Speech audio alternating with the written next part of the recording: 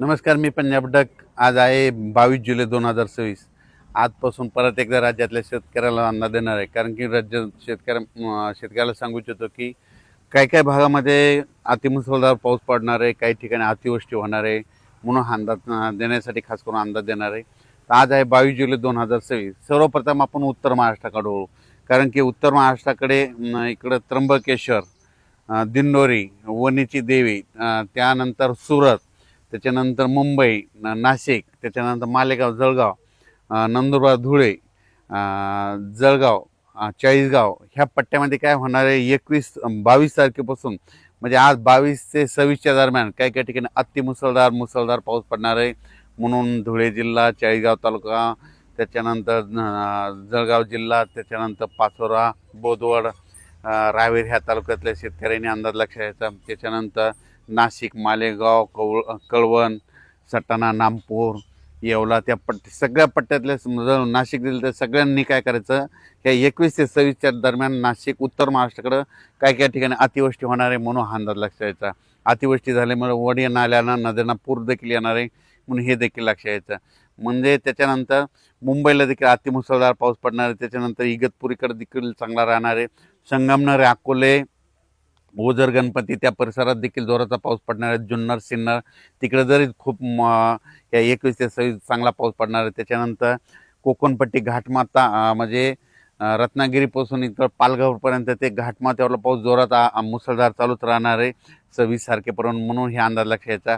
पुण्याकडे देखील खूप पाऊस पडणार आहे. पुण्याच्या पश्चिम भागाकडं खडकवासला धरण क्षेत्रामध्ये, लाभ क्षेत्रामध्ये तिकडे देखील पाऊस पडणार आहे. म्हणून एखाद्या खडकवासला धरणातलं पाणी देखील सुटू शकतं, म्हणून सतर्क राहण्याची गरज आहे. नदीकाठच्या शेतकऱ्यांना आपण आपल्या मोटर काढण्याची तयारी ठेवावी.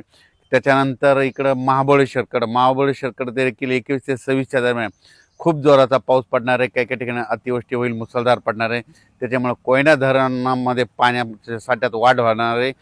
एका दिवस हे कोयना धरण ह्या 8 दिवसामध्ये भरू शकतं, म्हणून हे अंदाज देखील त्या कोयना धरणाच्या लाभ क्षेत्रात लक्षात येतात. त्याच्यानंतर उजनी धरण, म्हणजे उजनी धरणामध्ये काय झालं, उजनीला पाऊस, उजनीचं जर कॅचमेंट एरिया इकडं पुणे जिल्हा हे परिसर आहे, तर पुणे जिल्ह्याकडे खूप पाऊस पडणार आहे. त्याच्यामुळं उजनीचं जे कॅचमेंट एरिया त्या परिसरात पाऊस पडल्यामुळं उजनी त्या धरणात देखील आवक येणार आहे, म्हणून उजनीवासियाच्या लाभ क्षेत्रासाठी आनंदाची बातमी. त्याच्यानंतर इंदापूर, पुणे त्या परिसरात देखील 21 ते 26 चांगला पाऊस पडणार आहे, म्हणून अंदाज लक्षात यायचा. अहिल्यानगर जिल्ह्यामध्ये 22 तारखेपासून ते 26 जुलैपर्यंत चांगला पाऊस पडणार आहे, म्हणून अहिल्यानगरच्या सर्व शेतकऱ्यांना अंदाज लक्षात ह्या पावसामध्ये कोणताही भाग वंचित राहणार नाही अहिल्यानगर जिल्ह्यातला, म्हणून त्यांनी हे अंदाज लक्षात यायचा. पुणे जिल्ह्यात देखील कोणताही भाग वंचित राहणार नाही, म्हणून हे देखील अंदाज लक्षात यायचा. त्याच्यानंतर सोलापूर जिल्ह्यामध्ये 26 तारखेपर्यंत पाऊस पडणार आहे, चांगला पडणार आहे. इकडं जसं अतिवृष्टी तितका नाही पडणार, पण तुमच्या इकडे पिकाला लागेल तसा पडणार आहे, म्हणून हा अंदाज लक्षात यायचा. त्याच्यानंतर बीड जिल्ह्यात देखील आज 22 तारखेपासून ते 26 जुलैपर्यंत चांगला जोराचा पाऊस पडणार आहे. काही ठिकाणी ओढे नाले वाहतील, काही शेतामध्ये पाणी साचल, काही काही ठिकाणी रिमझिम पडेल, पण 26 तारखेपर्यंत चांगला पाऊस पडणार आहे. बीड जिल्ह्यातला अंदाज लक्षात येता. जालना देखील चांगला पाऊस होणार आहे. संभाजीनगर जिल्ह्यातल्या शेतकऱ्याला सांगू इच्छितो की संभाजीनगरचा उत्तरेकडला भाग, म्हणजे आपलं कन्नड, इकडं फुलंब्री त्या परिसरामध्ये काय होणार आहे, चाळीसगाव, जळगावकडे अतिमुसळधार पाऊस पडत असल्यामुळं त्याच्या लगतच संभाजीनगर जिल्हा लागतो. त्याच्यामुळे संभाजीनगरच्या उत्तरेकडील भागामध्ये काही काही ठिकाणी मुसळधार पाऊस पडणार आहे. छोटे छोटे जे तळे असतील त्याच्यात देखील पाणी येणार आहे, म्हणून हा अंदाज त्या संभाजीनगरच्या सर्व जिल्ह्यातल्या शेतकऱ्यांनी लक्षात यायचा. पैठण, इकडं कोपरगाव, राहता, शिर्डी ह्या परिसरात बी चांगला पाऊस पडणार आहे, म्हणजे त्यांच्यासाठी आनंदाची बातमी. त्याच्यानंतर आपण परत परभणी जिल्ह्याकडे वळू. परभणी जिल्ह्यामध्ये आज 22 तारखेपासून ते 26 तारखेपर्यंत चांगला जोराचा पाऊस पडणार आहे. रिमझिम राहणार आहे, काही भागात जोरात पडणार आहे, म्हणून हा अंदाज लक्षात यायचा. जिथं चांगलं ऊन पडेल तिथं जोराचा पाऊस पडेल, म्हणून हा अंदाज लक्षात यायचा. 26 तारखेपर्यंत परभणी जिल्ह्यात देखील चांगला पाऊस आहे.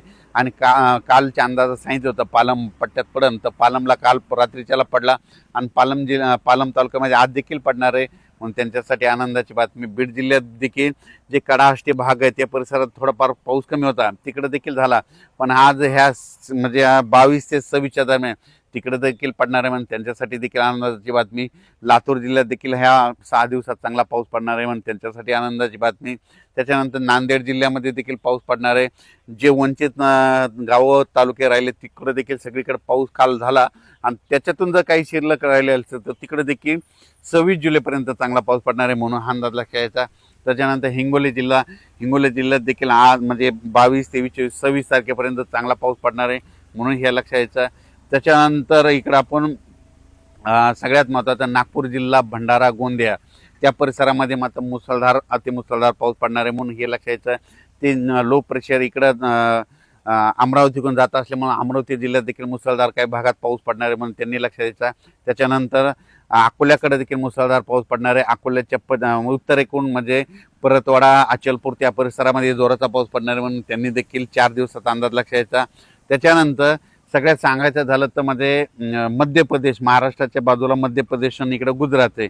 ह्यामध्ये 22 ते 26च्या दरम्यान मध्य प्रदेशमध्ये इंदोर, खंडवा, बुरामपूर त्या परिसरामध्ये, त्याच्यानंतर इकडं सुरत, गुजरातकडं खूप पाऊस पडणार आहे. त्याच्यामुळं महाराष्ट्राच्या बाजूचे जितके तालुके आहेत समजा लगतचे, मग त्याच्यामध्ये भंडारा येतं, गोंदिया येतं, अमरावती येतं, अचलपूर येतं, मोर्शी येतं, त्याच्यानंतर जळगाव जामोद येतं, त्याच्यामध्ये जळगाव येतं, धुळे येतं, नंदुरबार येतं.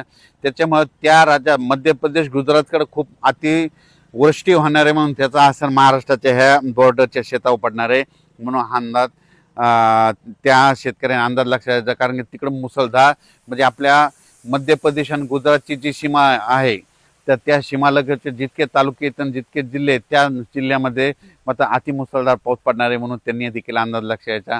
त्याच्यानंतर बुलढाणा जिल्ह्यामध्ये घाटमाथ्याच्या खाली म्हणजे इकडं जळगाव, जामोद, इकडं नांदुरा त्या परिसरामध्ये देखील मुसळधार पाऊस पडणार आहे म्हणून त्याच्यासाठी आनंदाची बातमी. इकडं चिखली, बुलढाणा, खामगाव, मेकर तिकडे देखील चांगला पाऊस पडणार आहे. रिसोडकडे देखील 26 तारखेपर्यंत चांगला पाऊस पडणार आहे म्हणून हा अंदाज लक्षात यायचा. सांगायचं झालं तर यवतमाळ जिल्हा, गडचिरोली, चंद्रपूर तिकडं मात्र सगळीकडे पाऊस चांगला राहणार आहे म्हणून हा अंदाज लक्षात यायचा. त्याच्यानंतर राज्यात परत पाऊस कधी येणार आहे तर राज्यात तुम्हाला सांगू इच्छितो 27च्या नंतर राज्यातला थोडाफार पावसाचा जोर कमी होणार आहे. ऊन थोडंफार विश्रांती घेईल, 2-3 दिवस विश्रांती घेईन आणि त्याच्यानंतर 31 जुलैपासून ते पुन्हा 4-5 ऑगस्टपर्यंत, 31 जुलै ते 5 ऑगस्ट परत त्या 5 दिवसामध्ये परत पुन्हा राज्यामध्ये थोड्या पावसाला सुरुवात होणार आहे म्हणून हा अंदाज सर्व शेतकऱ्यांना लक्षात यायचा. त्याच्यानंतर आता म्हणजे विशेष म्हणजे आता पंढरपूरची यात्रा आहे. तर पंढरपूरची यात्रा जी येत असताना त्यांना वाटत मात्र ह्या 3 दिवसामध्ये 22, 23, 24च्या दरम्यान त्यांना तिकडे पाऊस भेटणारच आहे. पण खूप काय मोठं नसणार, फक्त आज आणि ह्या 2 दिवसामध्ये थोडा जास्त भेटेल. पण 25 तारखेला म्हणजे यात्रेच्या दिवशी म्हणजे पंढरपूरच्या यात्रेच्या आषाढी एकादशी दिवशी तिथं मात्र रिमझिम पाऊस पडणार आहे म्हणून हा अंदाज त्यांनी लक्ष द्यायचा. आजूबाजूच्या परिसरात देखील पंढरपूर तालुक्यात देखील पाऊस पडणार म्हणून त्यांनी देखील अंदाज लक्षायचा. आटपाडी इकडं क्रूडवाडी त्या परिसरात देखील पाऊस पडणार आहे.